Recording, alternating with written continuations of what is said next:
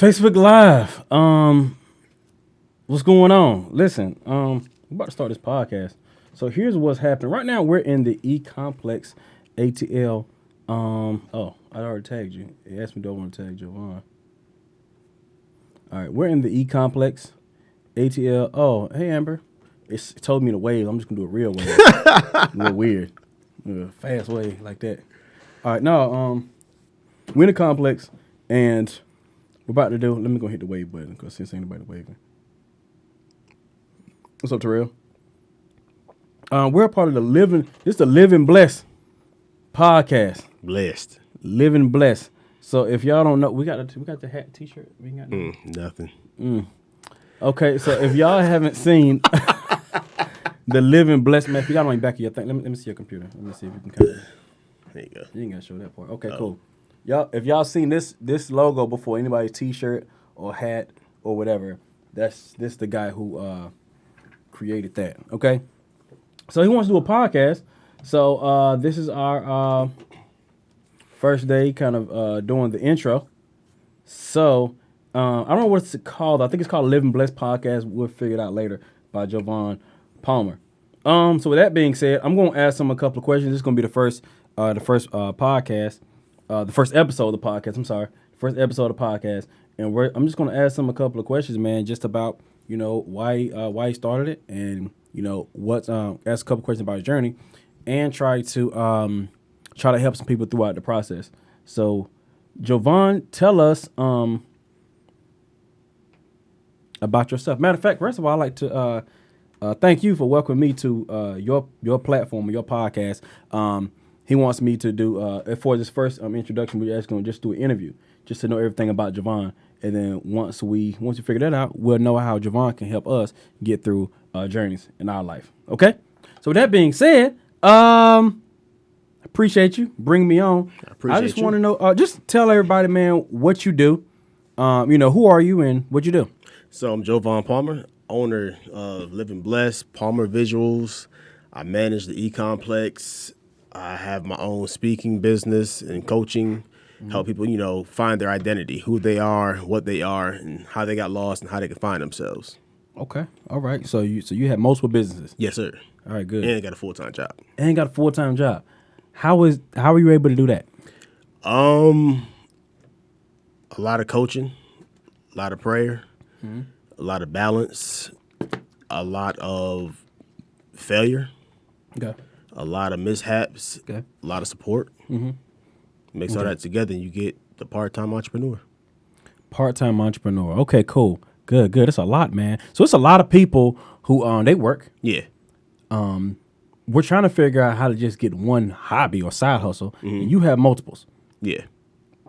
So what would you say to that person who's just trying to get the first one jumped off? Just start. My thing is, a lot of us, we procrastinate because we want perfection. We want everything to be right. The logo got to be right. The LLC got to be incorporated. The website got to be up. The Instagram got to be up. And that's cool and all, but that keeps us stagnant. And that keeps us away from really pursuing our dreams. And I think if you just start and just either go get a couple of clients, like you tell me, just go get a client. Right. That the client will pay for the rest of the stuff.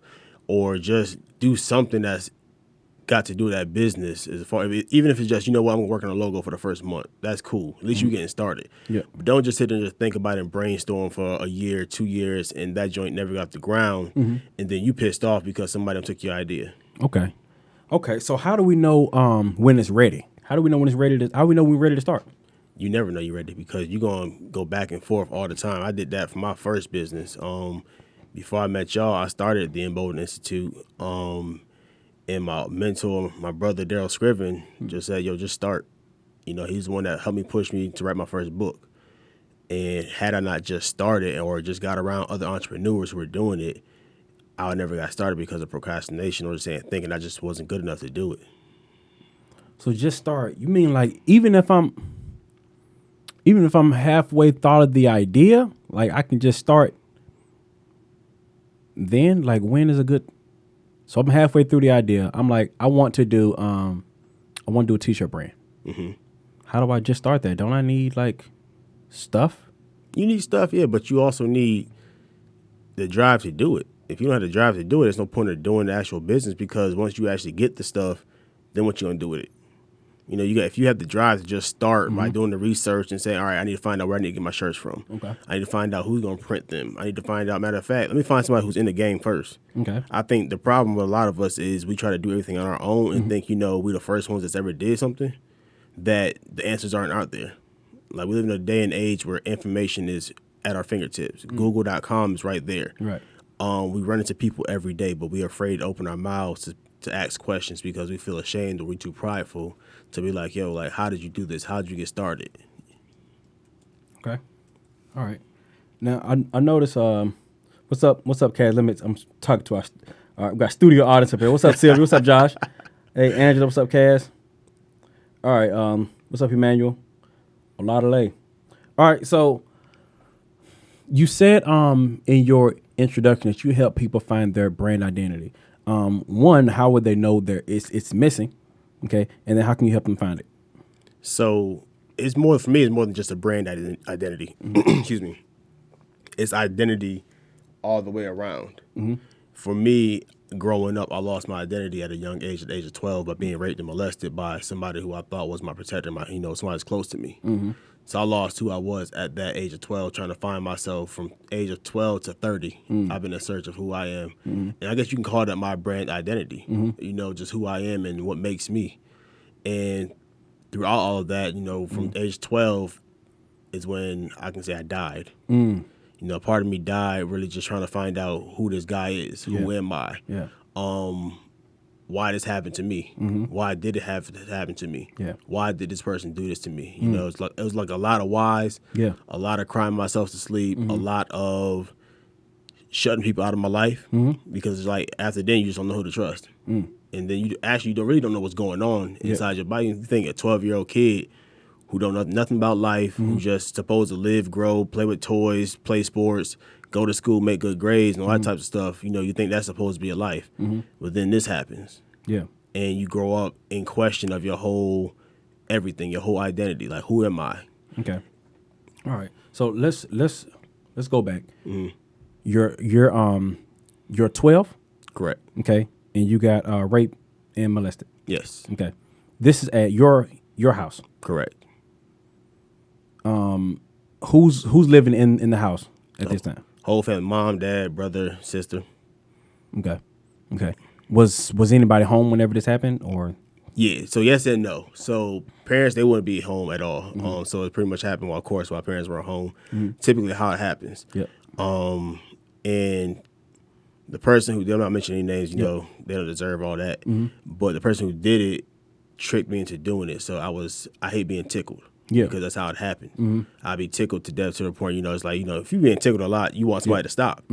So the only way for me to stop was for me to perform that act on that person. So I'm telling you stop. If I stop if you do X, Y, Z. So that's how it started. And it continued that way, or continued, me actually having a porn addiction at a young age as well, because I was told you're not a man if you don't watch porn. So I'm watching porn now. Along my addiction, not my addiction, but my molestation, I'm all the way confused. Can't figure out nothing now. Because now it's getting to the point where that addiction followed me throughout my years, to the point where I almost got into a car crash watching porn while driving. Okay. So you're raped, okay, during school year? I think it's over the summer. Over the summer? Yeah. All right. This is a man or woman? Man. Okay. So now, whenever you go back to school, how was that school year that next year? Weird. Yeah. Because I got more quiet. I was already quiet, but I got quieter. Okay.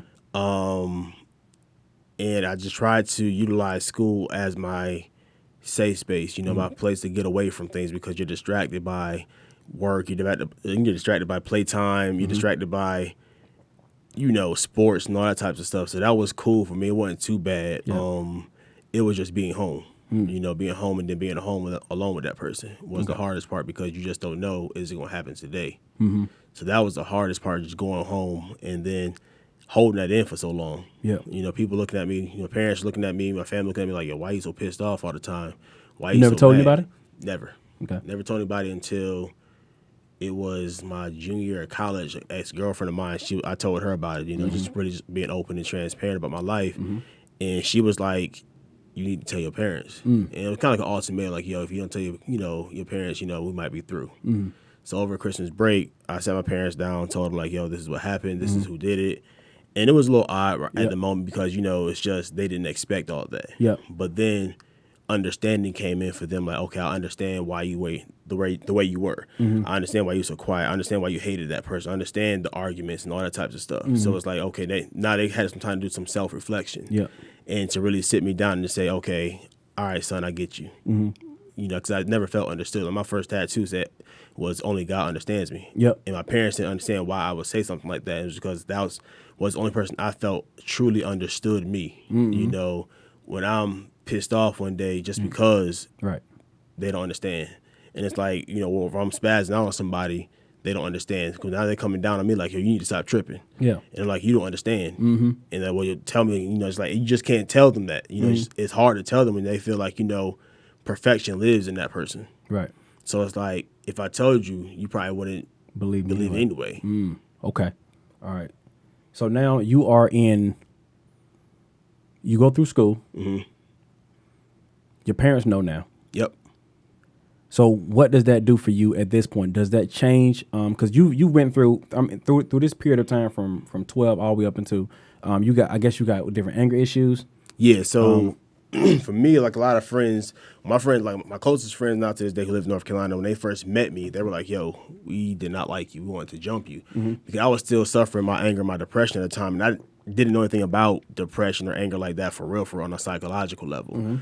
So it was like I was always quiet. They'll come into the office where I worked in, being super loud and everything like that. I'm looking like the mean guy. Like, who's like the mean guy who's always mean? Yeah. Like him. Yeah. I was just always mad. Everybody, bro, you mad today too? This is Christmas. You still mad? Right. Yeah. I'm known as the angry guy, so nobody really knew what was going on with me inside. I really didn't know what was going on. It's like I was chemically imbalanced, and I didn't know how to fix it. And it wasn't until I moved here to Atlanta and I got with a therapist. And actually, when I moved from my job, I got my job working with youth and foster care.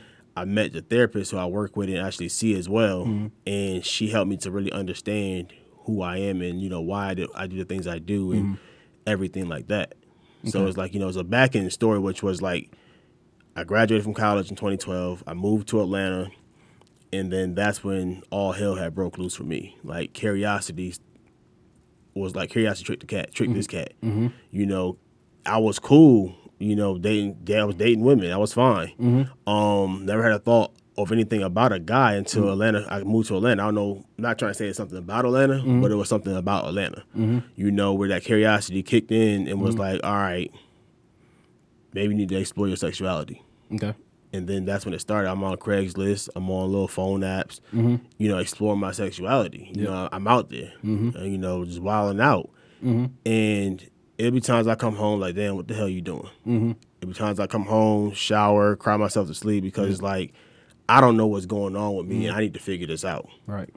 And I was ashamed of that for like a solid minute. Like nobody knew. I was that dude living life on DL. Like, but I wasn't. The thing about me, I just wasn't dating nobody. I just kind of staged myself because I just didn't feel it was cool to be like, living a double life. Yeah. So I just kind of stuck to myself. People, why you ain't dating? Just ain't trying to figure me out. That was my excuse. Just trying to figure me out every year. Trying to figure me out. Girl come, nah, that ain't it.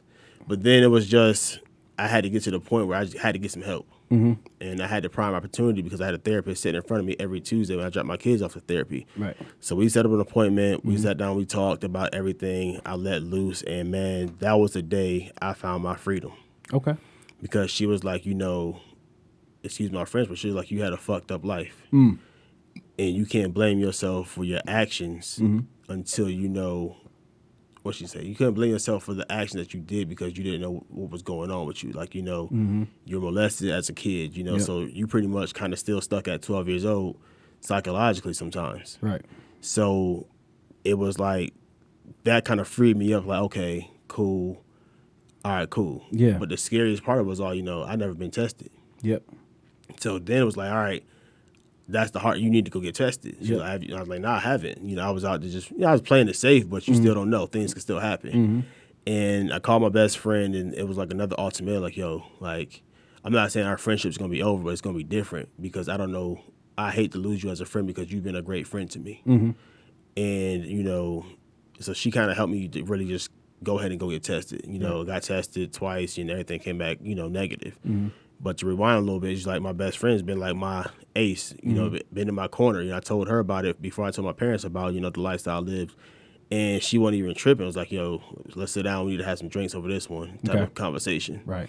And I told her she was cool. Like, she wasn't tripping because she was like, regardless of what you did, you still my friend. Your character, who you've been to me, who you've been to my friends, in my deepest and, darkest time of hour, you were there. So I don't really care, what you decide. It's just I just want you to be safe and I want you to be okay. Okay. So when was your lowest point? My lowest point, I would say it was after graduation. Okay. The whole graduation, what they call it, graduation depression, whatever they call it, it kicked in because one, I'm coming home, I don't have a job. Okay. I'm working some dead-end job at this little call center, taking phone calls, and I got a whole bachelor's degree. Right. So it's that kicking in, my own personal depression kicking in.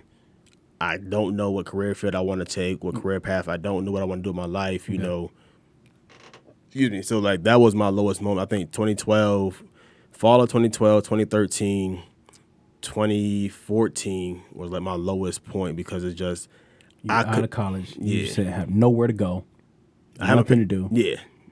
No Nothing. vision of what you want to do with your life. Nothing, like, not at all. Y'all getting this? Has anybody been here? What's a lot of people here? Okay. What's up? So you gotta say what's up, everybody. Let me hit all these waves down. There's a whole bunch of waves. Chime in, y'all. If y'all if y'all got a question or if you feel this, or if even if you're here right now in this place, or if you've been here before, just type a 1 if you've been here before. Josh said he's been here. Emma said, thank you for sharing the truth, Jovan. Powerful stuff. True connection. Oni says she's been here. True connection happens when we are honest. You will help so many people move past their pain and into their purpose.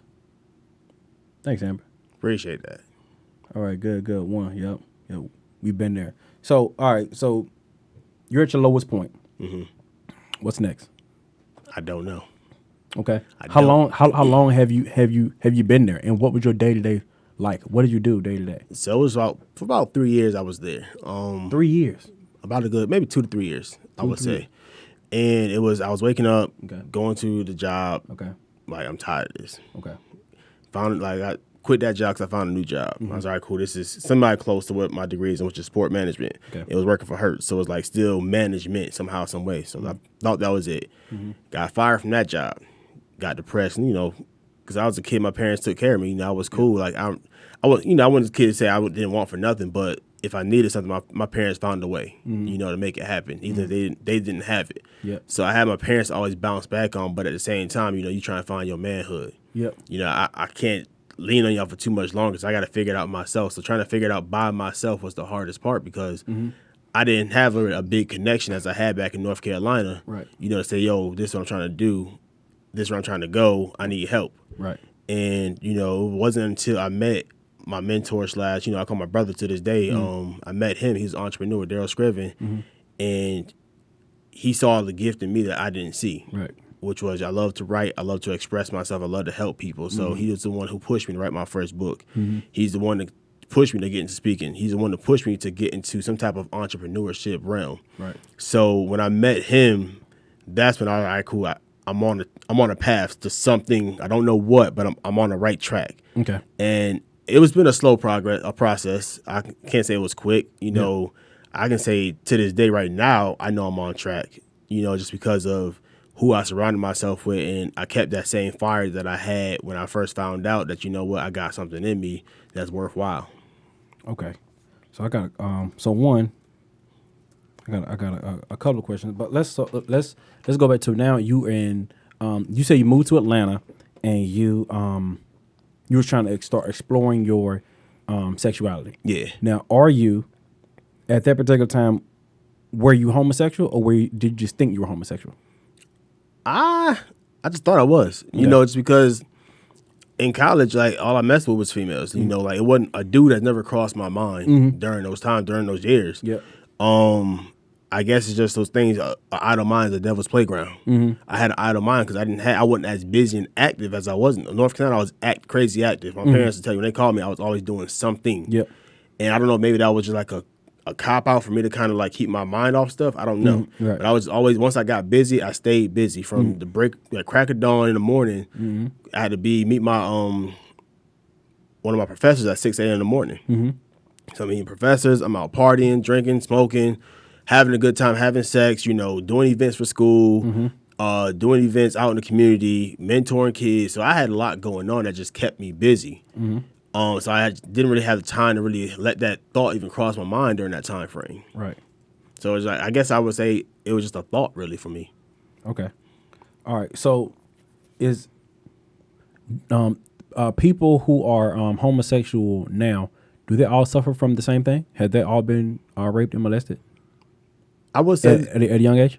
it's a large percentage. Okay. From research and from, you know, what I've read and looked online and people I talked to. Okay. They've been in the same shoe that I've been in. You know, they've been molested as a kid, and then this was their outcome. Yep. And then, you know, there's some who they say they were born that way. I can't speak for them. Yep. You know, I just can only speak for the shoe that I've walked in, the mile that I've walked. You know, I can't say, you know, because somebody who's homosexual is wrong or is right. I can't speak for that because I know my own experience was, for me, I was molested. Like, before then, I was cool. I remember when I was in elementary school, writing letters to girls like, yo, I like you. Do you like me back? You know, check yes or no. Yep. I remember, you know, writing letters to some girls, you know, like, yo, I like Y'all don't remember that.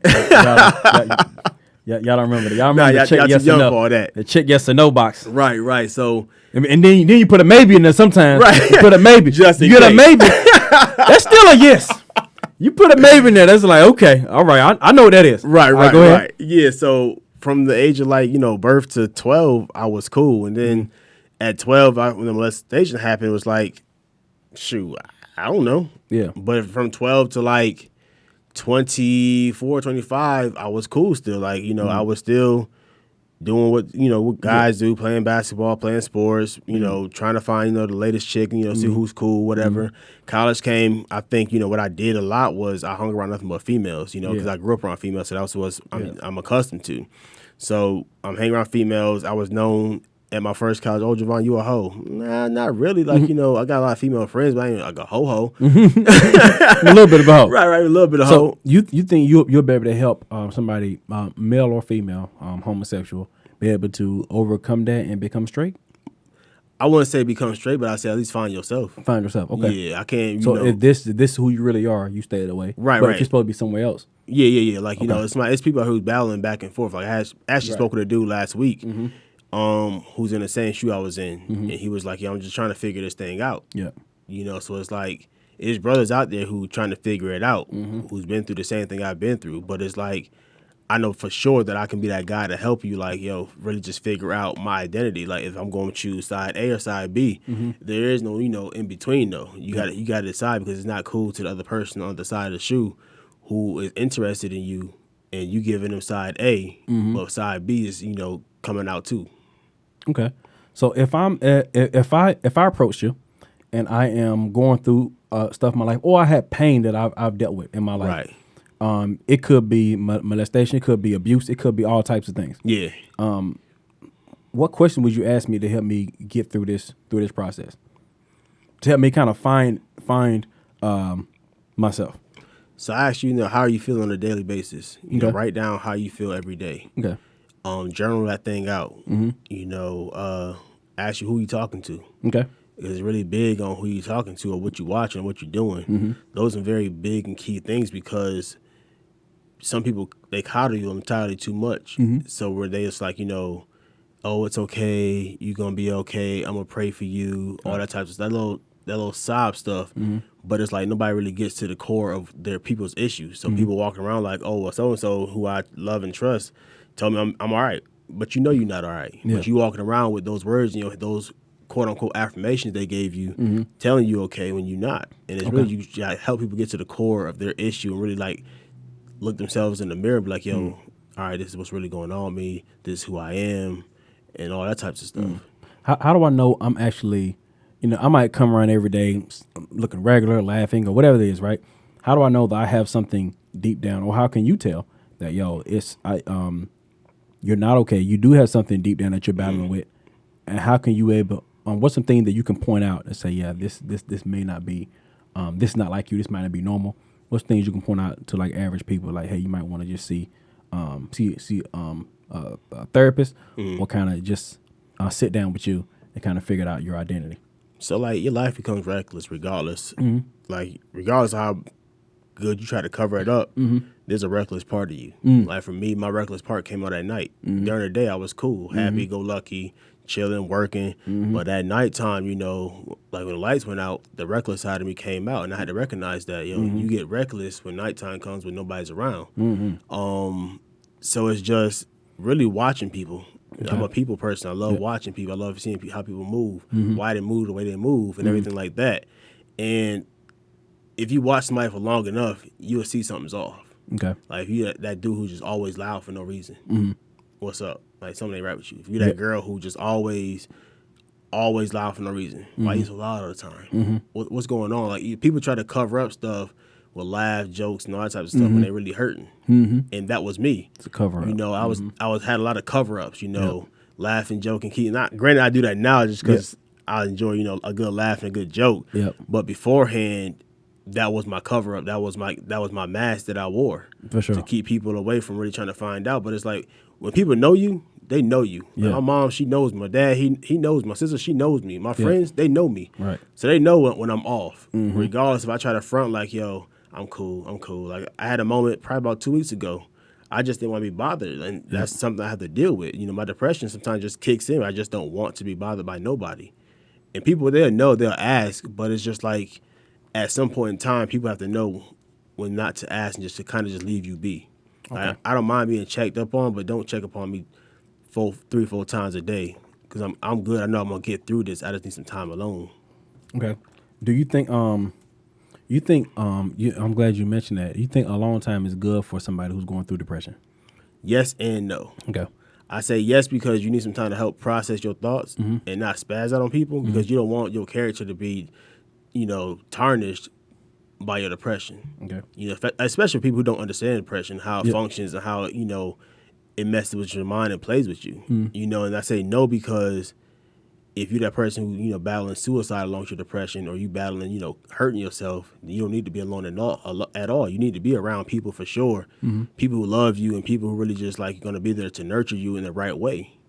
So it's a yes or no question. It all depends upon what the person, your thought process behind it all. Okay. Do you think, first of all, do we got any questions so far? Okay, we got my brother. Okay, we got Onisha says, what's up, Pierre? What's up, Chris? What's up, Hadia? Uh-oh.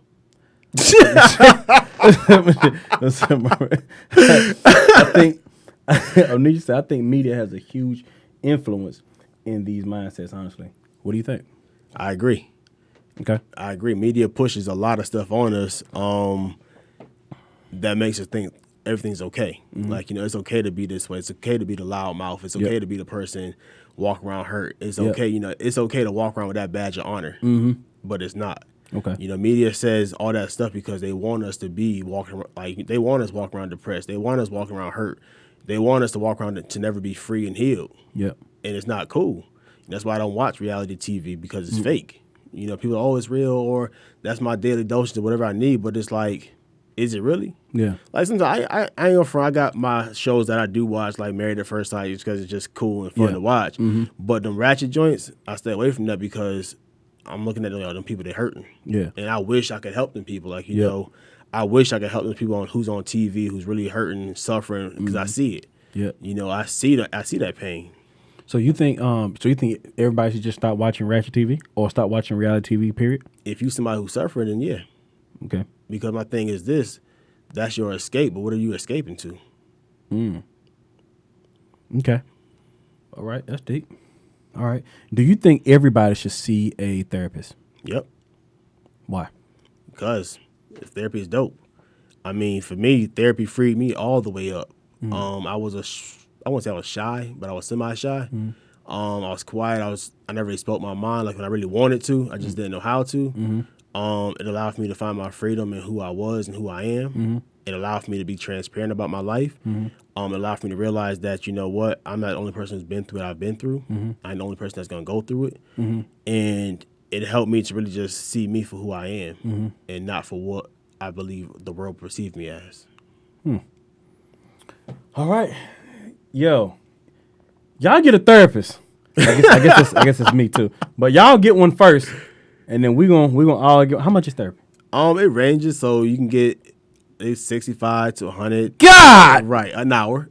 Y'all, they got $39.99. You might find $29.99. You might find some crackhead prices out there. I'm gonna find homeboy in the hood. Right, $13 on the corner. Therapy for $13.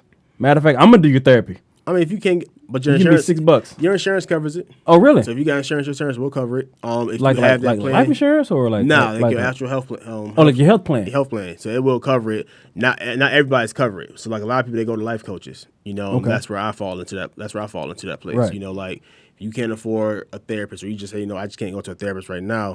Find a life coach who specializes in what you're doing. You know, it's like you got at least got somebody who's helping you. You know, sometimes life coaches are a little bit cheaper. Yep. That's me. $12. No, they can work with you and all that types of stuff. So at least find, if you can't find a therapist, find a coach, or at least find a book that kind of like speaks to what you're going through. Okay. Onisha asked, how often How often what? should you see a therapist? If I could, I'd go every day. Okay. But at least I would say once a week or once a month. But at least I would say at least twice a month for sure.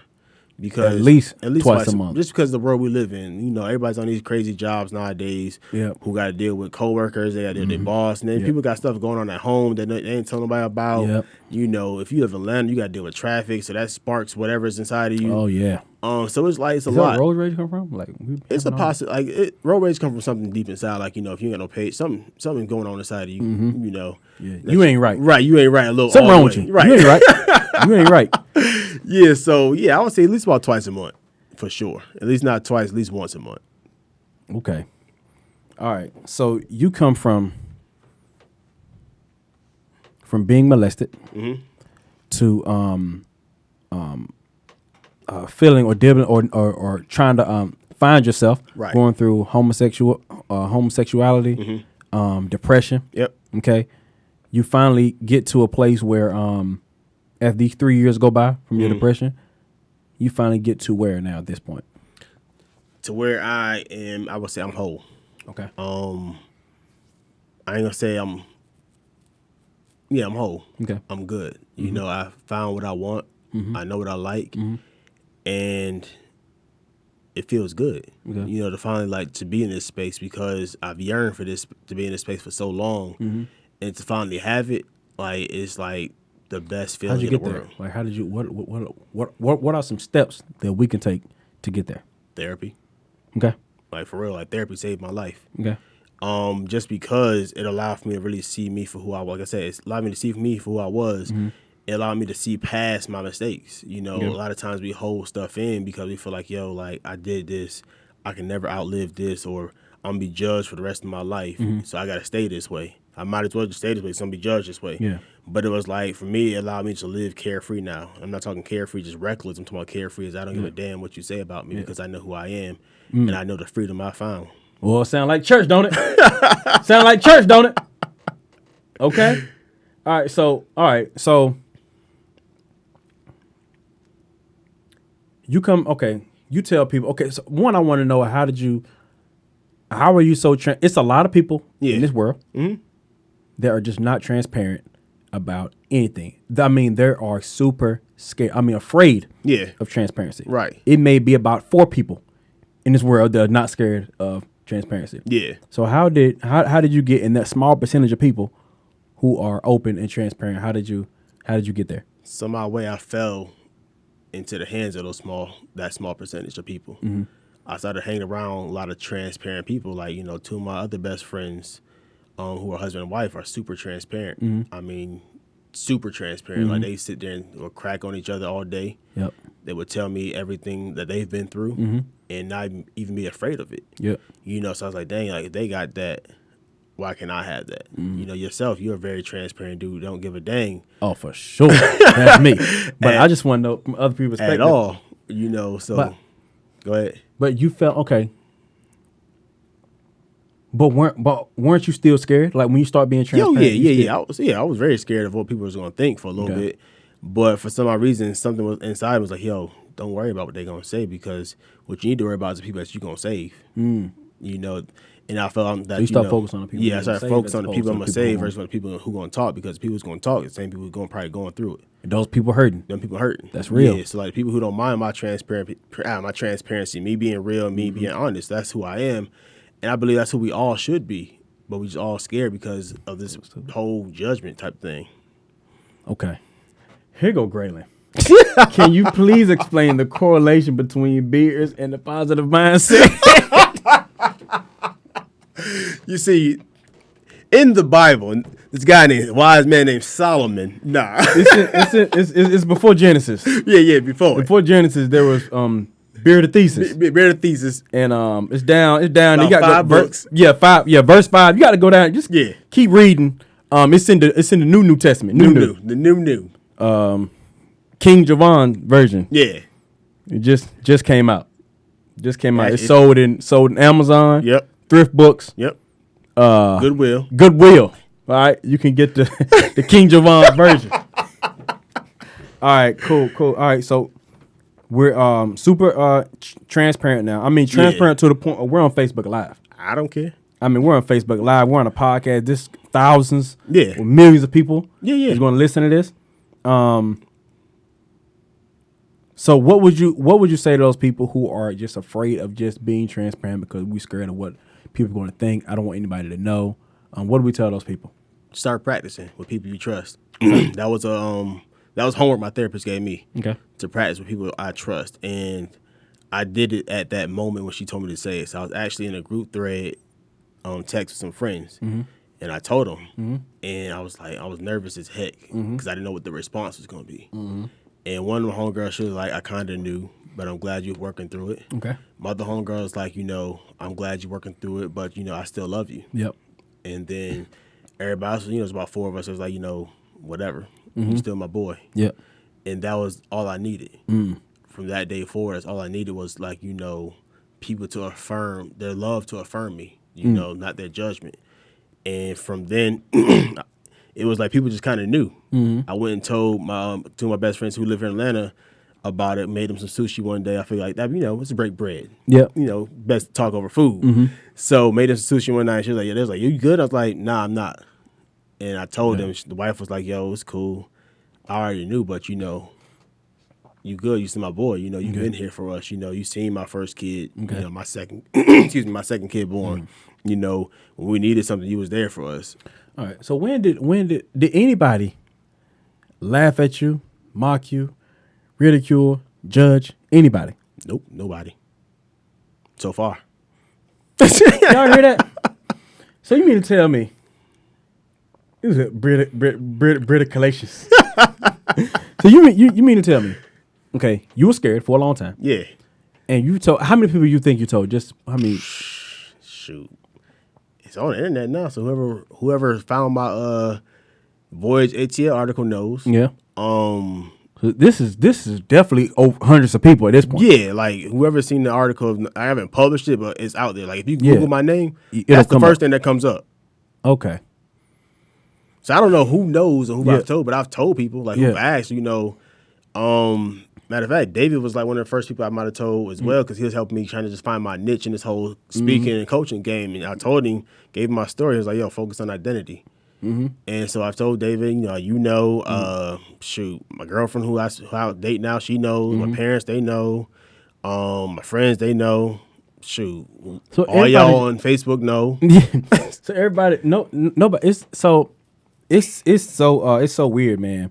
That when you talk about transparency, I'm really huge on transparency because I know what it does for people, and I know what it can do for me. Right.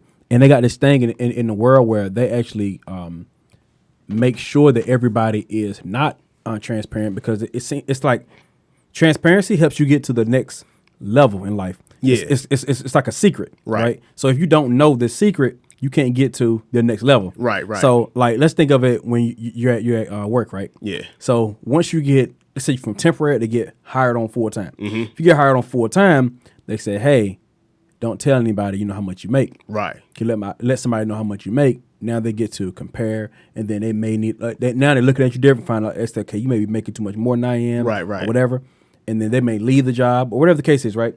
But actually, if you I test my Ralph jump. So you come in, how much you make? First of all, I'm making $19.22. So if you want to stay here and do what I do, you'll be making the exact same thing. Yeah.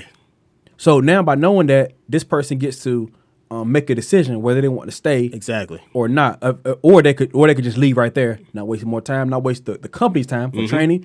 Just like, yo, I'm good. I'm just gonna go and leave. Yeah. So it's like the holding of your secrets, or it kind of holds not only you back, but holds everyone else back. Yep. It's a crazy thing, man, and that's why I just been like, yo, it's all good. I'm gonna let you know. Hey, how much?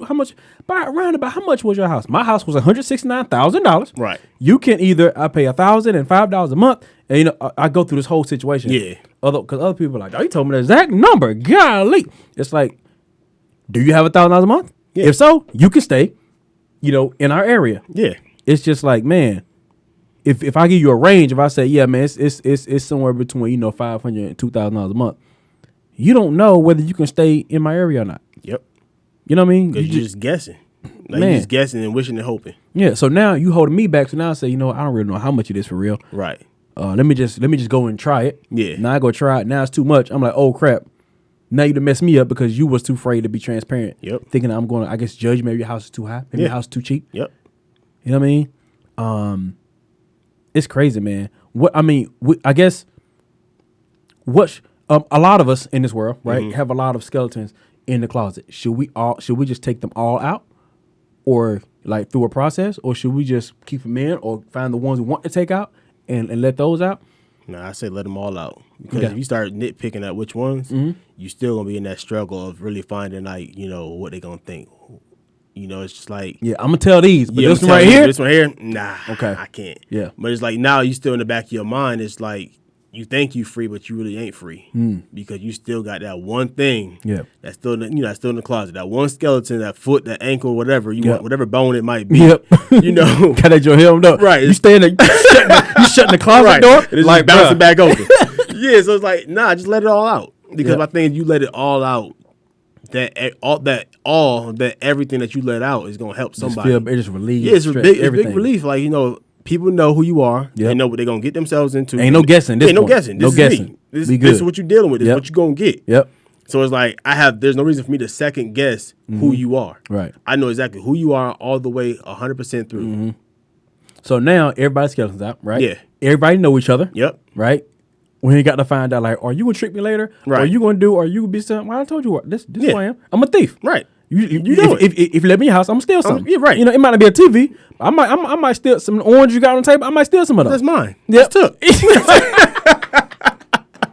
So that's good. Yeah. That's good stuff. All right. Okay. So we got through this whole journey. Okay. We found ourselves. I am Jovan Palmer, the coach, life coach, brand identity coach. How do we get to living blessed? So living blessed was something, not the brand itself, but the actual line was something I always wanted to do, but I never knew how to do it. I always wanted to do a t-shirt line. I love wearing t-shirts. Anybody know me, they see Jovan in some sneakers or some slides, jeans, and of course a t-shirt. Okay. So it's like, if I love wearing it, why not have something of my own? Okay. And I used to have like this little design book, sketchbook, that I'll just sketch out stuff of different designs I wanted to do. But I never knew how to do it. So I left that dream alone. Okay. And then I joined, a couple of years later, I was at the call center. Okay. And my homegirl, she was this is your job. Yeah, it's my job. Okay. So I'm sharing my dreams with people because, like, I got to get out of here. I got to find the escape. Right.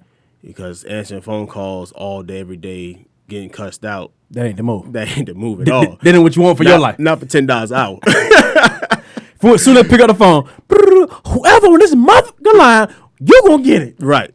Everybody get cussed out. Okay. Everybody. So I'm sharing my dreams. So I was like, I didn't know why I was sharing it, but I'm sharing it. Okay. But me sharing my dream allowed me to get connected to the right people, and that's when I got connected to David. Okay. My homegirl, she knew David, I think from back in Jersey or just Okay. back here in Atlanta, Okay. because they're from the same spot, I believe. Okay. And she's like, yo, you need to look at, check him out. He got a line that's doing pretty well, get connected with him. David Shantz, for those of you who don't know, his name is David Shantz, the owner and founder of Sleep is for Suckers. It's a global t-shirt brand. He's the #1 entrepreneur coach in the world. So shout out to Shantz. Shout out to Shantz. So I checked his brand out. It was Sleep is for Suckers. And I was like, what the heck this dude talking about? I can't get with that. So I left it alone for a little bit. And matter of fact, you might take a nap right if you get through seeing the shirt. Exactly. Retired. Right. And I met Marcus Malone of Manifest Your Dreams. Okay. And he was in David's coaching program. He was like, yo, he called me. I think y'all running a special, Okay. a $1 special. Okay. Get signed up for $1. Dollar holla. Right. Okay. Shout out to Marcus Malone, man. Manifest your dreams. Definitely. call him Appreciate Mud. you, bro. He was like, yo, he hit me on the line. Was like, yo, you need to join the coaching program, man. If you trying to do this t-shirt line, this is it. Yep. So I missed the special. That's better when doing the one-on-one calls then, huh? Yep. Okay. Yep. Yeah, it was on one-on-one calls then. And I missed the special. Janae had emailed me and said, hey, Jovan, we saw your inquiry, but I'm sorry you missed the special. But you can still sign up for X amount of dollars. Okay. I forgot what it was at that time. Might have been like 125. Yeah, it was in the ones. So I was like, But something pushed me to go ahead and invest in myself. And I think that was the first time I really truly invested in myself for real. Okay. Like I've been just trying to figure it out or just trying to get it for the free, all the information I can get.